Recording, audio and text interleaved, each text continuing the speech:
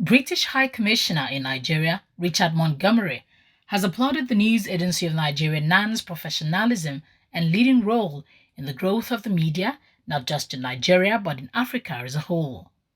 Montgomery said this in Abuja when he paid a courtesy visit to the managing director of NAN, Malam Ali Muhammad Ali. We do see NAN as one of those critical agencies for media in Nigeria. So I'm really delighted to be back at the end of my first year. I'm also quite conscious that Nigeria is quite a difficult place to be a journalist. And indeed, it's very sobering when we look at, yes, there's media freedom, but there's also massive media challenges. And I think that if you look at international comparative indices, so we're very admiring also of journalists, people who've made it their career to be part of the media sector, and particularly leaders who have played editing roles in major outlets.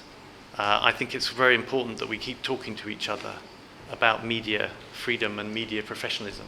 But we are conscious that there are security challenges in parts of the country, and sometimes, while I want to be diplomatic, there are also political challenges to being a journalist.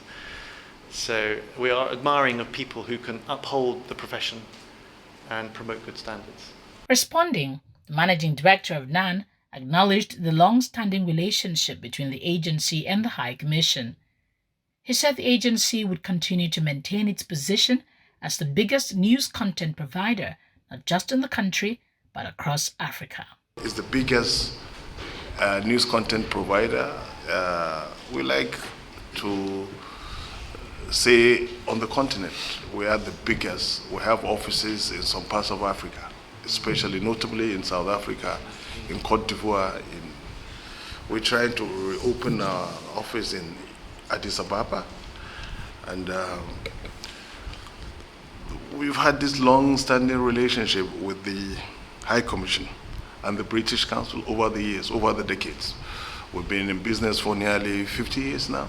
I think, I believe we were established in 1976. So in 2 years, we'll be 50 years.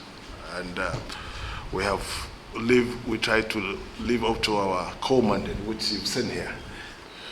We welcome this idea of exploring further opportunities for training and provision of work tools, which you noticed we are in their need of work tools. We are in their need of work tools.